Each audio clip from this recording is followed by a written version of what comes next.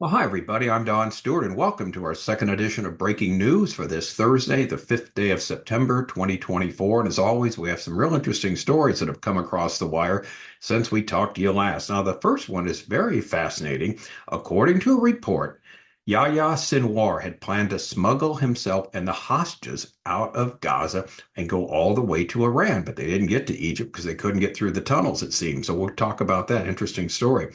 Now, non-surprising, this one. Smirking Vladimir Putin says he supports Kamala Harris for president. Iran's new plan? Well, we lost Gaza, so let's take the West Bank. Interesting story by Gatestone. From the river to the sea is a message of solidarity, according to the Oversight Board of Meta, formerly Facebook. And of course, from the river to the sea is an anti-Semitic phrase calling for the destruction of the state of Israel, but not according to the Meta Oversight Board. And finally, our fifth headline, the U.S. is considering unilateral hostage deal with Hamas, just bypassing Israel, believe it or not. So some very fascinating headlines. So let's get to them. Number one, report, Sinwar planned to smuggle himself and hostages to Iran. Hamas leader Yahya Sinwar reportedly intended to flee the Gaza Strip via the Egyptian border and travel to Iran together with other Hamas leaders and the hostages. He planned to do this, according to the Jewish Chronicle. They reported this on Thursday, citing intelligence officials. It was going to be sneaking through the Philadelphi Corridor to Sinai, but obviously they can't now because Israel's in charge of all of that. So, according to the report, the plan was revealed by a captured senior Hamas official during his interrogation by Israeli security forces, as well as by information obtained from documents seized last week, the same day the 6 bodies of the murdered hostages were retrieved. The report notes that the Hamas leader understands that the end of his organization is near, and thank God for that, and his only way out would be to sneak out of the Gaza Strip and flee to Iran. For that reason, according to the report, Hamas is insisting on Israel withdrawing from the corridor, which runs along the Egyptian border. Now, earlier on Thursday, Prime Minister Netanyahu spoke to Fox News and denied that Israel and the terror organization were close to striking a deal. It's exactly inaccurate, Netanyahu told Fox and Friends. There's a story, a narrative out there that there's a deal out there. That's just a false narrative. The prime minister explained his opposition to relinquishing control over the Philadelphi corridor. It prevents Gaza from becoming this Iranian terror enclave again, which can threaten our existence. But it's also a way to prevent them from smuggling hostages that they can keep through the ceasefire into Egypt, into Sinai, where they could disappear, and then they'll end up in Iran or in Yemen, and they'll be lost forever. He added, so if you want to release the hostages, if you want to make sure that Gaza doesn't pose a threat to Israel again, you got to keep the Philadelphia corridor. And that's what we're really doing right now. And God bless them for it. It's the right thing to do. We've got an article we're going to do tomorrow about a group called, I guess, Professors for Peace or Professors for a Secure Israel. And one of the professors there wrote an article, said it's a moral imperative. It's a moral imperative that Israel keeps hold of the Philadelphia corridor and the border between Egypt and Gaza. Otherwise, we're going to just have the routine go all over again. It'd be interesting doing that story in the morning. All right. Headline number two, smirking Vladimir Putin says he supports Kamala Harris. The smirking Vladimir Putin said Thursday he supported Kamala Harris in the upcoming U.S. presidential election just a day after Washington accused Moscow of tampering with the vote. Firstly, U.S. President lame duck Joe Biden recommended all his supporters support Mrs. Harris, Putin said during a question and answer session at Russia's Eastern Economic Forum in Vladivostok. Here, we are too are going, I mean, saying this tongue in cheek. Here, we are going to do that too. We're going to support her, he added with a wry smile. She laughed so contagiously that it shows that everything is fine with her, the Russian leader said, as members of the public laughed. Former U.S. President Donald Trump has imposed many sanctions on Russia, as any president has ever imposed before. And if Harris is doing well, perhaps she will refrain from such actions. Close quote. Well, that's part of the sadness there. They would love Kamala Harris to be president because she's got no authority, no presence whatsoever, no wisdom, no brains to be a leader of this country. And if she were the president of the United States, you can imagine how she would do with Vladimir Putin, with Xi Jinping, with Little Rocket Man, and with other terrorists, the Ayatollah there in Iran, Erdogan in Turkey, and these other leaders around the world that would just laugh at her. And so, Putin is speaking forth what he would like to see happen. And we don't know. It may happen. We'll just have to wait and see. It's 2 months away. It's back today. It's September 5th. I believe the election's November 5th. So it's 2 months from now. We will see it happen. The first Tuesday after the first Monday in November is how every 4 years is when the election takes place. And literally, it seems anybody's guess what's going to happen. Just pray. All right, headline number 3. This is from Gatestone. It's a very good story, actually. Iran's new plan. We lost Gaza, so now let's take the West Bank. Now, we've been saying this, but someone actually put it in print. I like the way they did it. One of the reasons the Palestinian Authority, the PA, is reluctant to crack down on the battalions, that's the ones there in the West Bank and Judea, Samaria, is because PA officials are aware that the terrorists enjoy widespread support among the Palestinian people. Then it gives a little history there. This is important to note. The Palestinian Authority eventually fell victim to its own passivity. In 2007, Hamas staged a violent and brutal coup against the PA in Gaza, killing dozens of PA loyalists. According to a Human Rights Watch report, Hamas's military forces captured 28-year-old Mohammed Swyarki, a cook for the PA's President Mahmoud Abbas's presidential guard, and executed him by throwing him to his death with his hands and legs tied from a 15-story apartment building in Gaza City. The Israeli operation aims to prevent Iran and its Palestinian proxies from opening a new front against Israel from the West Bank. And we've been reporting this is what Israel's very concerned about because it's the worst response they've had there, the worst fomentation of terrorism there in some 20 odd years. And so they don't want a new front opening up there in a new October 7th. The PA, however, has constantly violated the terms of the Oslo Accords by, among other things, failing to stop armed groups from operating in its territory and attacking Israel.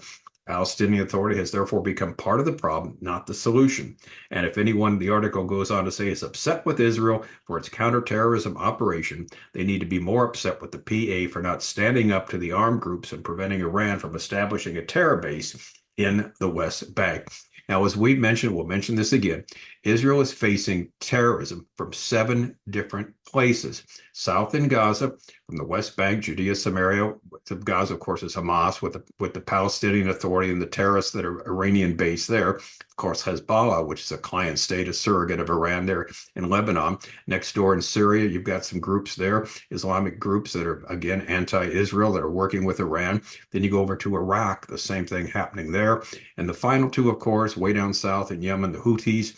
And of course, the snake is Iran itself. So they're, fighting on 7 different fronts, and it's really, really difficult for them.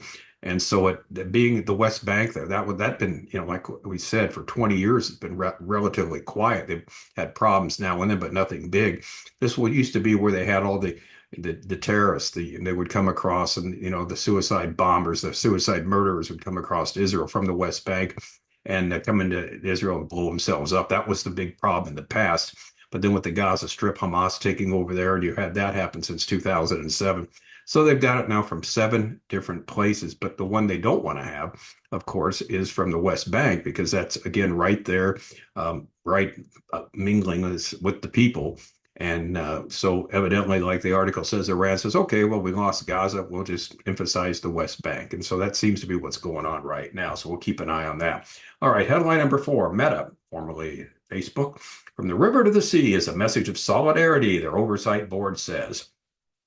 The independent oversight board of the technology giant decided that the expression that has become increasingly accepted in pro-Palestinian demonstrations since October 7th does not necessarily constitute hate speech. What a bunch of nonsense. The phrase, it was determined, can be interpreted as a call for the destruction of Israel, but also for a demand for equal rights. Yeah. After months of discussion and reservations, Meta's independent oversight board, under which Facebook and Instagram operate, determined that the phrase from the river to the sea does not necessarily constitute hate speech. It will not be banned for use on the technology's giant social networks. The decision announced on Wednesday sparked outrage amongst Jewish organizations around the world who say it is a call for the destruction of Israel. That's exactly what it is. From the river to the sea, Palestine will be free. In other words, there's not one Jew living there. Mahmoud Abbas, the head of the PA, his map that he's got of the future state of Palestine says when the state of Palestine is, put into place, there won't be one Jew living in there. It'll be a Palestinian state, as opposed to the state of Israel now, where there's a million plus, Israeli Arabs that are living there in in the nation of Israel and the borders there. All right, so anyway, during the discussions, which began in May, the supervisory board dealt with three cases in which surfers used the expressions in posts and comments on Facebook. The council, whose members are experts and academics from around the world, determined that no calls for violence or exclusion of Jews or Israelis were found in the posts, and therefore they did not violate Meta's rules. The board stated that its decision that the phrase "from the river to the sea, Palestine will be free" can indeed be interpreted as anti-Semitic and a call for the destruction of Israel, but at the same time, it also serves as, quote, a symbol of political solidarity with the Palestinians and the demand for equal rights and an end to the conflict in Gaza. Accordingly, Meta will not be able to automatically remove content that includes the phrase if there is no clear context indicating incitement to violence. The Director General of the Combat Anti-Semitism Movement, CAM, Sasha Reutman, called it a scandalous decision that legitimizes calls for the destruction of the State of Israel and gives it a place on social networks. Since October 7th, the call "from the river to the sea" has become a recurring motif in pro-Palestinian demonstrations around the world, and in April, the United States House of Representatives approved a resolution condemning the use of the expression as anti-Semitic by a majority vote of 377 to 44. This is where they reprimanded Palestinian American Democratic Representative Rashida Tlaib in November for, among other things, her use of the phrase. The only member of the so-called squad of liberal lawmakers who did not condemn Hamas after the October 7th massacre claimed that the slogan only expresses an aspiration for a Palestinian state. The expression is a political slogan of social activists who call for a return to the borders of Palestine from before the British Mandate from the Jordan River to the Mediterranean Sea, and some would even say beyond that. During the storm that erupted in November, White House spokeswoman Karine Jean-Pierre said, "This is a divisive statement. Many find it offensive and many find it anti-Semitic. We absolutely reject the application of this term to the conflict." Well, anyway, so this is now Meta, Facebook, and Instagram. It's going to be okay to see that phrase because, according to them, it doesn't necessarily represent anti-Semitism or the desire to wipe out every Jew from the promised land, which is precisely what it does. All right, we've got this next headline. Now, this one is very, very strange, but not totally unexpected, I guess. The U.S., we are told, is considering unilateral hostage deal with Hamas. The lame duck Joe Biden administration is considering an option amidst pressure from families of American hostages and fears Netanyahu won't sign a deal, including a Gaza ceasefire, according to the report. Families of American hostages held by Hamas are pressuring the White House to consider a unilateral deal with the terrorist organization to secure the release of their loved ones. 5 sources familiar with the matter told NBC on Thursday that lame duck U.S. President Joe Biden's administration is weighing the option. The discussions are taking place amid concerns for the families and from U.S. officials that Prime Minister Netanyahu may not agree to a deal with Hamas, which includes a ceasefire in Gaza. 4 American nationals who the U.S. believes are still alive remain in Hamas captivity, and the administration is also working to secure the return of the bodies of 3 others. Now, this is interesting, according to this U.S. news outlet, the motion wasn't advanced the last time it was considered some 6 months ago, and I never heard that. I guess it was considered 6 months ago because some senior administration officials strongly oppose it, and Biden chose to continue pursuing a broader agreement with Israel that would pave the way to end the fighting. And so a U.S. official explained that the idea of a unilateral deal with Israel in it is unrealistic because the U.S. doesn't have enough to offer in exchange for American hostages. We have considered all possible options to free the hostages and to bring them home to their families. Because of Hamas demands, there has not been a formal offer for a side deal made because no such deal is possible.